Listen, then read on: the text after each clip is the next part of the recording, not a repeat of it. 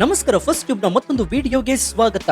ಸ್ನೇಹಿತರೆ, ಇತ್ತೀಚೆಗೆ ಪ್ರಯಾಗ್ರಾಜ್ನ ಮಹಾಕುಂಭ ಮೇಳದಲ್ಲಿ ನರ್ಮದಾ ನದಿಯ ತೀರದಲ್ಲಿ ರುದ್ರಾಕ್ಷಿ ಮತ್ತು ಹೂವಿನ ಹಾರಗಳನ್ನ ಮಾಡ್ತಾ ಇದ್ದ ಒಬ್ಬ ಮುಗ್ಧ ಸುಂದರ ಹುಡುಗಿಯ ವಿಡಿಯೋ ಇಂಟರ್ನೆಟ್ ನಲ್ಲಿ ಕಾಡ್ಗಿಚ್ಚಿನಂತೆ ವೈರಲ್ ಆಗಿತ್ತು. ಆಕೆಯ ಮುಗ್ಧ ನಗು, ಆಕರ್ಷಕ ಕಣ್ಣುಗಳನ್ನು ನೋಡಿ ಇಡೀ ಭಾರತವೇ ಫಿದಾ ಆಗಿತ್ತು. ರಾತ್ರೋರಾತ್ರಿ ಆಕೆ ನ್ಯಾಷನಲ್ ಕ್ರಶ್ ಆಗಿ ಬದಲಾಗಿತ್ತು. ಆಕೆಯ ಹೆಸರೇ ಮೋನಾಲಿಸಾ ಭೋಸ್ಲೆ. ಆದ್ರೆ ಆಕೆಯ ಈ ವೈರಲ್ ಖ್ಯಾತಿಯ ಬೆನ್ನಲ್ಲೇ ಒಂದು ಭಾರಿ ದೊಡ್ಡ ಶಾಕಿಂಗ್ ನ್ಯೂಸ್ ಹೊರಬಿದ್ದಿತ್ತು. ಕೇವಲ ಕೆಲವು ದಿನಗಳ ಹಿಂದೆ ಕೇರಳದ ಒಂದು ದೇವಸ್ಥಾನದಲ್ಲಿ ತನಗೆ 18 ವರ್ಷ ತುಂಬಿದೆ ಅಂತ ಘೋಷಿಸಿಕೊಂಡು ತನ್ನ ಪ್ರಿಯಕರ ಫಾರ್ಮನ್ ಖಾನ್ ಎನ್ನುವಂತಹ ಯುವಕನನ್ನ ಪೊಲೀಸ್ ಭದ್ರತೆಯಲ್ಲಿ ಆಕೆ ಮದುವೆಯಾಗಿತ್ತು. ನಮ್ಮದು ರಾಧಾಕೃಷ್ಣರ ಲವ್ ಸ್ಟೋರಿ ಅಂತ ಮೀಡಿಯಾಗಳ ಮುಂದೆ ಇಬ್ರು ಕೂಡ ಪೋಸ್ಟ್ ಕೊಟ್ಟಿದ್ರು. ಆದ್ರೆ ಸ್ನೇಹಿತರೆ, ಕೇವಲ ಒಂದೇ ಒಂದು ತಿಂಗಳಲ್ಲಿ ಆ ಇಡೀ ಲವ್ ಸ್ಟೋರಿ ಈಗ ಸಂಪೂರ್ಣವಾಗಿ ಉಲ್ಟಾ ಹೊಡೆದಿದೆ. ಇಡೀ ಪ್ರಕರಣಕ್ಕೆ ಈಗ ಭಾರಿ ದೊಡ್ಡ ಮೈ ಜುಮ್ಮೆನಿಸುವಂತಹ ಟ್ವಿಸ್ಟ್ ಸಿಕ್ಕಿದೆ. ಆಕೆಯ 18 ವರ್ಷದ ವಯಸ್ಸಿನ ಹಿಂದಿನ ಅಸಲಿ ರಹಸ್ಯವನ್ನ ನಮ್ಮ ತನಿಖಾ ಸಂಸ್ಥೆಗಳು ಬಟಾಬಯಲು ಮಾಡಿವೆ. ಹೌದು, ಮೋನಾಲಿಸಾಗೆ 18 ವರ್ಷವಾಗಿಲ್ಲ. ಆಕೆಯೊಬ್ಬಳು ಕೇವಲ 16 ವರ್ಷದ ಅಪ್ಪಾರಕ್ಕೆ. ಈ ಸ್ಫೋಟಕ ಸತ್ಯ ಈಗ ಹೊರಬಿದ್ದಿದೆ. ನಕಲಿ ದಾಖಲೆಯನ್ನು ಸೃಷ್ಟಿಸಿ ಮದುವೆಯಾದ ಆಕೆಯ ಪತಿ ಫಾರ್ಮನ್ ಖಾನ್ ವಿರುದ್ಧ ಇದೀಗ ಪೋಕ್ಸೋ ಅಡಿ ಭೀಕರ ಕೇಸ್ ದಾಖಲಾಗಿದೆ. ಆತ ಇನ್ನು ಕೂಡ ದಶಕಗಳ ಕಾಲ ಜೈಲಿನ ಕಂಬಿಗಳ ಎಣಿಸುವುದು ಗ್ಯಾರಂಟಿ ಆಗಿದೆ. ಅಷ್ಟಕ್ಕೂ ಪರ್ದಿ ಬುಡಕಟ್ಟು ಜನಾಂಗಕ್ಕೆ ಸೇರಿದ ಈ ಬಡ ಹುಡುಗಿ ಕೇರಳಕ್ಕೆ ಹೋಗಿ ಮದುವೆಯಾಗುವಂತೆ ಮಾಡಿದ್ದರ ಹಿಂದಿನ ಬ್ರೈನ್ ವಾಶ್ ತಂತ್ರ ಎಂತದ್ದು? ಆಕೆಯ ಜನ್ಮ ದಿನಾಂಕದ ನಕಲಿ ಸರ್ಟಿಫಿಕೇಟ್ ಸೃಷ್ಟಿಸಿದ್ದಾದ್ರೂ ಹೇಗೆ? ಆಸ್ಪತ್ರೆಯ ದಾಖಲೆಗಳು ಬಿಚ್ಚಿಟ್ಟ ಅಸಲಿ ಸತ್ಯವೇನು? ಇದೊಂದು ಲವ್ ಜಿಹಾದ್ ಅಂತ ನಿರ್ದೇಶಕರು ಆರೋಪಿಸಿದಾದ್ರೂ ಯಾಕೆ? ಬನ್ನಿ ಇವತ್ತಿನ ಈ ಡೀಟೇಲ್ಡ್ ವಿಡಿಯೋದಲ್ಲಿ ಜಗತ್ತಿನ ಯಾವುದೇ ಟಿವಿ ಚಾನೆಲ್ಗಳು ನಿಮಗೆ ಇಷ್ಟು ಆಳವಾಗಿ ವಿವರಿಸಿದಂತಹ ಮೋನಾಲಿಸಾ ಮದುವೆಯ ಲವ್ ಜಿಹಾದ್ ನ ಆ ಕರಾಳ ಷಡ್ಯಂತ್ರದ ಪ್ರತಿಯೊಂದು ಎಳೆಯನ್ನ ಎಳೆಯಾಗಿ ಬಿಚ್ಚಿಡೋಣ. ಈ ಮಾಹಿತಿಯನ್ನು ಪ್ರತಿಯೊಬ್ಬ ಭಾರತೀಯನು ತಿಳಿದುಕೊಳ್ಳಲೇಬೇಕು. ಹೀಗಾಗಿ ವಿಡಿಯೋವನ್ನ ಎಲ್ಲೂ ಸ್ಕಿಪ್ ಮಾಡದೆ ಕೊನೆವರೆಗೂ ನೋಡಿ. ಸೊ ವಿಡಿಯೋವನ್ನ ಶುರು ಮಾಡೋಣ. ಆದ್ರೆ ಅದಕ್ಕೂ ಮುನ್ನ ಹಿಂದೂ ಯುವತಿಯರನ್ನ ಕೆಡ್ಡಾಗೆ ಹಾಕೊಂಡು ಲವ್ ಜಿಹಾದ್ ಮಾಡ್ಲಾಗ್ತಾ ಇದ್ಯಾ? ಹೌದು ಅಂತಾದ್ರೆ ಎಸ್ ಅಂತ ಕಮೆಂಟ್ ಮಾಡಿ ಹಾಗೂ ವಿಡಿಯೋಗೆ ಲೈಕ್ ಕೊಡಿ. ಜೊತೆಗೆ ಮೋನಾಲಿಸಾ ಮತ್ತು ಈ ಮುಸ್ಲಿಂ ಯುವಕನ ನಡುವಿನ ಈ ಮದುವೆಗೆ ಲವ್ ಜಿಹಾದ್ ಕಾರಣ ಅಂತ ನಿಮ್ಗನ್ಸುತ್ತಾ? ನಿಮ್ಗೇನನ್ಸುತ್ತೆ ಅಂತ ಕಮೆಂಟ್ ಮಾಡಿ. ಸ್ನೇಹಿತರೆ, ಈ ಇಡೀ ರಾಧಾಂತದ ಅಸಲಿ ಕಥೆಯನ್ನು ಅರ್ಥ ಮಾಡ್ಕೊಳ್ಬೇಕಾದ್ರೆ ನಾವು ಮೊದಲು ಮೋನಾಲಿಸಾ ಭೋಸ್ಲೆಯ ಹಿನ್ನೆಲೆಯನ್ನು ತಿಳಿದುಕೊಳ್ಬೇಕಾಗತ್ತೆ. ಮಧ್ಯಪ್ರದೇಶದ ಕಾರ್ಗುನ್ ಜಿಲ್ಲೆಯ ಮಹೇಶ್ವರ ಎನ್ನುವ ಪುಟ್ಟ ಪಟ್ಟಣದ ಮೂಲದವಳು ಈ ಮೋನಾಲಿಸಾ. ಆಕೆ ಪಾರ್ಧಿ ಎನ್ನುವಂತಹ ಒಂದು ಅತ್ಯಂತ ಹಿಂದುಳಿದ ಬುಡಕಟ್ಟು ಸಮುದಾಯಕ್ಕೆ ಸೇರಿದ ಒಬ್ಬ ಹುಡುಗಿ. ಹೊಟ್ಟೆಪಾಡಿಗಾಗಿ ಆಕೆ ಇಂದೋರ್ನಿಂದ ಪ್ರಯಾಗ್ರಾಜ್ನ ಕುಂಭಮೇಳಕ್ಕೆ ಬಂದು ಹೂವಿನ ಹಾರ, ರುದ್ರಾಕ್ಷಿಯನ್ನ ಮಾರ್ತಾ ಇದ್ಲು. ಅದೇ ಸಮಯದಲ್ಲಿ ಕಂಟೆಂಟ್ ಕ್ರಿಯೇಟರ್ ಒಬ್ಬ ಆಕೆಯ ಮುಗ್ಧತೆಯ ವಿಡಿಯೋವನ್ನ ಮಾಡಿ ಸೋಷಿಯಲ್ ಮೀಡಿಯಾದಲ್ಲಿ ಹಾಕಿದ್ದ. ಈ ಒಂದೇ ಒಂದು ವಿಡಿಯೋ ಆಕೆಯ ಇಡೀ ಜೀವನವನ್ನೇ ಬದಲಾಯಿಸಿಬಿಟ್ಟಿತ್ತು. ಮಿಲಿಯನ್ ಗಟ್ಟಲೆ ವ್ಯೂಸ್, ಲೈಕ್ ಗಳ ಸುರಿಮಳೆ ಆಯಿತು. ಆಕೆಯ ಕಣ್ಗಳ ಸೌಂದರ್ಯಕ್ಕೆ ಮನಸೋತಂತಹ ಸಿನಿ ನಿರ್ದೇಶಕ ಸನೋಜ್ ಮಿಶ್ರಾ ಅವರು ತಮ್ಮ ಮುಂಬರುವ ದಿ ಡೈರಿ ಆಫ್ ಮಣಿಪುರ್ ಎನ್ನುವಂತಹ ಸಿನಿಮಾದಲ್ಲಿ ಆಕೆಗೆ ನಟಿಸಲು ಅವಕಾಶವನ್ನು ಕೊಡ್ತಾರೆ. ಹೂ ಮಾಡ್ತಾ ಇದ್ದ ಹುಡುಗಿ ಸಿನಿಮಾ ನಟಿಯಾಗುವ ಕನಸು ಕಂಡು ಮುಂಬೈ ಕೂಡ ತಲುಪ್ತಾಳೆ. ಆದ್ರೆ ಈ ವೈರಲ್ ಖ್ಯಾತಿ ಕೇವಲ ಅವಕಾಶಗಳನ್ನ ಮಾತ್ರ ತರೋದಿಲ್ಲ. ಆಕೆಯ ಮುಗ್ಧತೆಯನ್ನ ಬಳಸಿಕೊಳ್ಳಲು ಹೊಂಚು ಹಾಕ್ತಾ ಇದ್ದಂತಹ ರಣಹದ್ದುಗಳನ್ನು ಕೂಡ ಆಕೆಯತ್ತ ಸೆಳೆಯಿತು.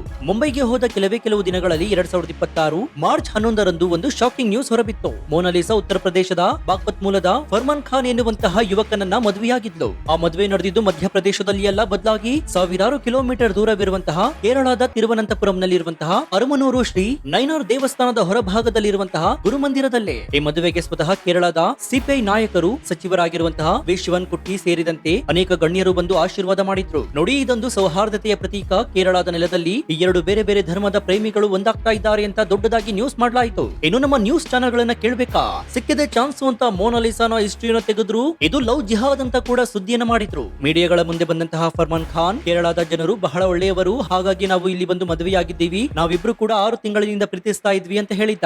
ತನಗೆ 18 ವರ್ಷವಾಗಿದೆ ಅಂತ ಹೇಳಿ ಮೋನಾಲಿಸಾ ಕೂಡ ನಗುತ್ತಲೇ ಫೋಟೋವನ್ನ ತೋರಿಸಿ ಪೋಸ್ಟ್ ಕೊಟ್ಟಿದ್ಲು. ಪೋಷಕರು ವಿರೋಧಿಸ್ತಾ ಇದ್ದಾರೆ, ನಮಗೆ ಪ್ರಾಣಾಪಾಯವಿದೆ ಅಂತ ಹೇಳಿ ಇಬ್ರು ಕೂಡ ಪೊಲೀಸ್ ಭದ್ರತೆಯನ್ನು ಕೂಡ ಪಡೆದುಕೊಂಡಿದ್ರು. ಎಲ್ಲರೂ ಕೂಡ ಇದು ಸುಖಾಂತ್ಯ ಅಂತ ಅನ್ಕೊಂಡಿದ್ರು. ಆದ್ರೆ ಅಸಲಿ ಬಾಂಬ್ ಸಿಡಿಯೋದಕ್ಕೆ ಕಾಯ್ತಾ ಇತ್ತು. ಯಾವಾಗ ಈ ಮದುವೆಯ ವಯಸ್ಸಿನ ಬಗ್ಗೆ ಮತ್ತು ಇದೊಂದು ಲವ್ ಜಿಹಾದ್ ಇರಬಹುದು ಎನ್ನುವ ಅನುಮಾನಗಳು ಮತ್ತು ದೂರುಗಳು ಕೇಳಿ ಬಂದವು, ಆಗ ರಾಷ್ಟ್ರೀಯ ಪರಿಶಿಷ್ಟ ಪಂಗಡಗಳ ಆಯೋಗ ತಕ್ಷಣವೇ ಅಲರ್ಟ್ ಆಯಿತು. ಮೋನಾಲಿಸಾ ಪರಿಶಿಷ್ಟ ಪಂಗಡಕ್ಕೆ ಸೇರಿದವಳಾಗಿರೋದ್ರಿಂದ ಎನ್ಸಿಸಿ ಅಧ್ಯಕ್ಷರಾದಂತಹ ಅಂತರ್ ಸಿಂಗ್ ಆರ್ಯ ಅವರ ನೇತೃತ್ವದಲ್ಲಿ ಒಂದು ಹೈ ಲೆವೆಲ್ ತನಿಖೆಯನ್ನು ಶುರುವಾಯಿತು. ಕೇರಳ ಮತ್ತು ಮಧ್ಯಪ್ರದೇಶದ ಉದ್ದಗಲಕ್ಕೂ ಕೂಡ ಈ ತನಿಖಾ ತಂಡ ಕಾರ್ಯಾಚರಣೆಯನ್ನು ನಡೆಸಿತು. ತನಿಖಾ ತಂಡ ನೇರವಾಗಿ ಮೋನಾಲಿಸಾ ಹುಟ್ಟಿದ ಮಧ್ಯಪ್ರದೇಶದ ಮಹೇಶ್ವರ ಸರ್ಕಾರಿ ಆಸ್ಪತ್ರೆಗೆ ಭೇಟಿ ನೀಡಿ ಆಕೆಯ ಅಸಲಿ ಹಾಸ್ಪಿಟಲ್ ರೆಕಾರ್ಡ್ ಅನ್ನ ಜಾಲಾಡಿತ್ತು. ಈ ದಾಖಲೆಗಳನ್ನು ನೋಡಿದ ತನಿಖಾ ಅಧಿಕಾರಿಗಳೇ ಅಕ್ಷರಶಃ ಬೆಚ್ಚಿ ಬಿದ್ದಿದ್ರು. ಆಸ್ಪತ್ರೆಯ ಅಧಿಕೃತ ದಾಖಲೆಗಳ ಪ್ರಕಾರ ಮೋನಾಲಿಸಾಳ ಅಸಲಿ ಜನ್ಮ ದಿನಾಂಕ ಡಿಸೆಂಬರ್ 30, 2009 ಅಂದ್ರೆ ಮಾರ್ಚ್ 11, 2026ರಂದು ಆಕೆ ಮದುವೆಯಾದಾಗ ಆಕೆಯ ಅಸಲಿ ವಯಸ್ಸು ಬರೋಬ್ಬರಿ ಕೇವಲ 16 ವರ್ಷ 2 ತಿಂಗಳು ಮತ್ತು 12 ದಿನಗಳು. ಹೌದು ಸ್ನೇಹಿತರೆ, ಆಕೆ 18 ವರ್ಷದ ಮೇಜರ್ ಅಲ್ಲ. ಆಕೆಯೊಬ್ಳು ಕಾನೂನಿನ ದೃಷ್ಟಿಯಲ್ಲಿ ಇನ್ನೂ ಕೂಡ ಅಪ್ರಾಪ್ತ ಬಾಲಕೆ. ಈ ಒಂದು ರಿಪೋರ್ಟ್ ಇಡೀ ಕೇಸ್ ಅನ್ನ ಕಂಪ್ಲೀಟ್ ಆಗಿ ತಲೆ ಕೆಳಗಾಗುವಂತೆ ಮಾಡಿತು. ಅರೆ, ಆಕೆಗೆ 16 ವರ್ಷಗಳಾಗಿದ್ರೆ ದೇವಸ್ಥಾನದಲ್ಲಿ ಮತ್ತು ಗ್ರಾಮ ಪಂಚಾಯಿತಿಯಲ್ಲಿ ಆಕೆ ಮೇಜರ್ ಅಂತ ಹೇಳಿ ಮದುವೆ ರಿಜಿಸ್ಟರ್ ಮಾಡಿದಾದ್ರೂ ಹೇಗೆ? ಇಲ್ಲೇ ಇರೋದು ನೋಡಿ ಫಾರ್ಮನ್ ಖಾನ್ ಮತ್ತು ಆತನ ಗ್ಯಾಂಗ್ ನ ಅಸಲಿ ಕಳ್ಳಾಟ. ತನಿಖಾ ವರದಿಗಳ ಪ್ರಕಾರ ಮದುವೆಗೂ ಮದುವೆಗೂ ಮುನ್ನ ಒಂದು ನಕಲಿ ಜನ್ಮ ಪ್ರಮಾಣ ಪತ್ರವನ್ನ ಸೃಷ್ಟಿಸಲಾಯಿತು. ಆ ನಕಲಿ ಸರ್ಟಿಫಿಕೇಟ್ ನಲ್ಲಿ ಆಕೆಯ ಜನ್ಮ ದಿನಾಂಕವನ್ನ ಜನವರಿ 1, 2008 ಅಂತ ಸುಳ್ಳಾಗಿ ನಮೂದಿಸಿ ಆಕೆಗೆ 18 ವರ್ಷವಾಗಿದೆ ಅಂತ ಬಿಂಬಿಸಲಾಯಿತು. ಒಬ್ಬ ಅಪ್ರಾಪ್ತ ಬಾಲಕಿಯ ವಯಸ್ಸನ್ನ ಮುಚ್ಚಿಟ್ಟು ನಕಲಿ ದಾಖಲೆಯನ್ನ ಸೃಷ್ಟಿಸಿ ಆಕೆಯನ್ನ ಪ್ರೀತಿಸಿದ ನಾಟಕವನ್ನಾಡಿ ಮದುವೆಯಾಗುವುದು ಭಾರತೀಯ ಕಾನೂನಿನ ಅಡಿಯಲ್ಲಿ ಅಕ್ಷರಶಃ ಒಂದು ಘೋರ ಅಪರಾಧ. ಬಾಲಕಿಯ ಒಪ್ಪಿಗೆ ಇದ್ರೂ ಸಹ 18 ವರ್ಷದೊಳಗಿನ ಬಾಲಕಿಯ ಜೊತೆ ಮದುವೆ ಅಥವಾ ದೈಹಿಕ ಸಂಪರ್ಕ ಬೆಳೆಸುವುದು ಶಾಸನಬದ್ಧ ಅತ್ಯಾಚಾರ ಅಂತ ಪರಿಗಣಿಸಲಾಗುತ್ತೆ. ಈ ಸ್ಫೋಟಕ ವರದಿ ಬರ್ತಾ ಇದ್ದಂತೆಯೇ ಮಧ್ಯಪ್ರದೇಶದ ಕಾರ್ಘೋನ್ ಜಿಲ್ಲೆಯ ಮಹೇಶ್ವರ ಪೊಲೀಸ್ ಠಾಣೆಯಲ್ಲಿ ಆಕೆಯ ಪತಿ ಫರ್ಮಾನ್ ಖಾನ್ ವಿರುದ್ಧ ದಿಢೀರಂತ FIR ಕೂಡ ದಾಖಲಾಗುತ್ತೆ. ಕೇವಲ ಒಂದೇ ಸೆಕ್ಷನ್ ಅಲ್ಲ, ಮಕ್ಕಳ ಮೇಲಿನ ಲೈಂಗಿಕ ದೌರ್ಜನ್ಯ ತಡೆ ಕಾಯ್ದೆ ಅಂದ್ರೆ ಪೋಕ್ಸೋ ಕಾಯ್ದೆ, ಭಾರತೀಯ ನ್ಯಾಯ ಸಂಹಿತೆ, ಮೊನಾಲಿಸಾ ಬುಡಕಟ್ಟು ಜನಾಂಗಕ್ಕೆ ಸೇರಿದವರಾಗಿರೋದ್ರಿಂದ SC/ST ದೌರ್ಜನ್ಯ ತಡೆ ಕಾಯ್ದೆ, ಈ 3 ಕಠಿಣ ಮತ್ತು ಜಾಮೀನು ರಹಿತ ಕಾಯ್ದೆಗಳ ಅಡಿಯಲ್ಲಿ ಫರ್ಮಾನ್ ಖಾನ್ ವಿರುದ್ಧ ಕೇಸ್ ದಾಖಲಾಗಿದೆ. ಈ ಕಾಯ್ದೆಗಳ ಅಡಿ ತಪ್ಪು ಸಾಬೀತಾದ್ರೆ ಫರ್ಮಾನ್ ಖಾನ್ ತನ್ನ ಜೀವನದ ಯೌವನವನ್ನೆಲ್ಲ ಜೈಲಿನ ಕತ್ತಲ ಕೋಣೆಯಲ್ಲಿ ಕಳೆಯುವುದು ಗ್ಯಾರಂಟಿ. ಇನ್ನು ಈ ಘಟನೆ ಈಗ ಕೇವಲ ಒಂದು ಲೀಗಲ್ ಕೇಸ್ ಆಗಿ ಉಳಿದಿಲ್ಲ, ಇದೊಂದು ಬಹುದೊಡ್ಡ ರಾಜಕೀಯ ಮತ್ತು ಸಾಮಾಜಿಕ ಬಿರುಗಾಳಿಯನ್ನ ಸೃಷ್ಟಿ ಮಾಡಿದೆ. ಮೊನಾಲಿಸಾಗೆ ಮೊದಲ ಸಿನಿಮಾ ಆಫರ್ ಕೊಟ್ಟಿದ್ದ ನಿರ್ದೇಶಕ ಸನೋಜ್ ಮಿಶ್ರಾ ಅವರು ಈ ಬಗ್ಗೆ ಬಹಳ ಆಕ್ರೋಶದಿಂದ ಪ್ರತಿಕ್ರಿಯಿಸಿದ್ದಾರೆ. ನಾನು ಮೊದಲೇ ಹೇಳಿದ್ದೆ, ಆ ಮುಗ್ಧ ಹುಡುಗಿಗೆ ಬ್ರೈನ್ ವಾಶ್ ಮಾಡಲಾಗಿದೆ, ಇದೊಂದು ಪಕ್ಕಾ ಲವ್ ಜಿಹಾದ್ ಟ್ರ್ಯಾಪ್ ಅಂತ. ಈಗ ನೋಡಿ, ಆಕೆ ಅಪ್ರಾಪ್ತ ಎನ್ನುವ ಸತ್ಯವೂ ಕೂಡ ಹೊರಬಿದ್ದಿದೆ. ಸತ್ಯವನ್ನ ಎಷ್ಟು ದಿನ ಮುಚ್ಚಿಡಲು ಸಾಧ್ಯವಿಲ್ಲ.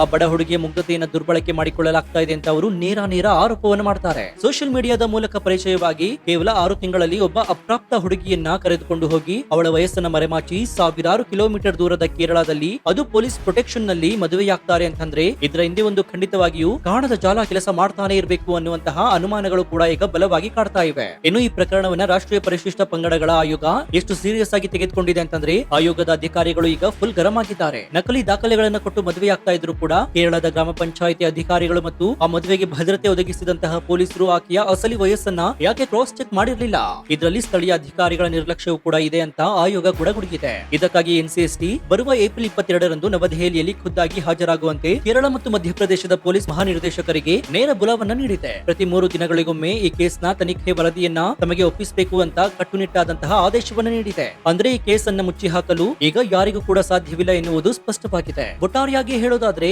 ಇಂದು ಇಂಟರ್ನೆಟ್ ನಲ್ಲಿ ಓವರ್ ನೈಟ್ ಫೇಮಸ್ ಆಗುವುದು ಬಹಳ ಸುಲಭ, ಆದ್ರೆ ಆ ಖ್ಯಾತಿಯ ಜೊತೆ ಬರುವಂತಹ ಅಪಾಯಗಳು ಎಂಥದ್ದು ಎನ್ನುವುದಕ್ಕೆ ಮೊನಾಲಿಸಾ ಭೋಸ್ಲೆಯ ಈ ಕಥೆಯೇ ಅತಿ ದೊಡ್ಡ ಉದಾಹರಣೆ. ಹೂ ಮಾಡ್ತಾ ಇದ್ದಂತಹ ಒಬ್ಬ ಮುಗ್ಧ ಅಪ್ರಾಪ್ತ ಬಾಲಕಿ ತಾನು ಯುವಕನೊಬ್ಬನ ಪ್ರೀತಿಗೆ ಬಿದ್ದಿದ್ದೇನೆ ಎಂದು ನಂಬಿ ನಕಲಿ ದಾಖಲೆಗಳ ಷಡ್ಯಂತ್ರಕ್ಕೆ ಬಲಿಯಾಗಿ ಇಂದು ಪೊಲೀಸ್ ಸ್ಟೇಷನ್ ಮತ್ತು ಕೋರ್ಟ್ಗಳ ಮೆಟ್ಟಿಲೇರುವಂತಹ ಪರಿಸ್ಥಿತಿ ನಿರ್ಮಾಣವಾಗಿದೆ. ತಮ್ಮ ಸ್ವಾರ್ಥಕ್ಕಾಗಿ ಬಾಲಕಿಯ ಜೀವನದ ಜೊತೆ ಚೆಲ್ಲಾಟವಾಡಲು ಯತ್ನಿಸಿರುವಂತಹ ಇಂತಹ ಫರ್ಮಾನ್ ಖಾನ್ ಗಳಿಗೆ ಪೋಕ್ಸೋನಂತಹ ಕಠಿಣ ಕಾನೂನುಗಳು ಸರಿಯಾದ ಪಾಠ ಕಲಿಸಬೇಕಾಗಿದೆ. ಸೊ ನಿಮ್ಗೇನ್ ಅನ್ಸುತ್ತೆ? ನಕಲಿ ದಾಖಲೆ ನೀಡಿ 16 ವರ್ಷದ ಅಪ್ರಾಪ್ತಿಯನ್ನ ಮದುವೆಯಾದಂತಹ ಫರ್ಮಾನ್ ಖಾನ್ ವಿರುದ್ಧ ಈ ಕೇಸ್ ಮತ್ತು SC/ST ಕಾಯ್ದೆಯಡಿ ಕೇಸ್ ಹಾಕಿರುವಂತಹ ಪೊಲೀಸ್ ಮತ್ತು ಆಯೋಗದ ನಿರ್ಧಾರ 100ಕ್ಕೆ 100 ಸರಿ ಅಂತ ನಿಮ್ಗನ್ಸುತ್ತಾ?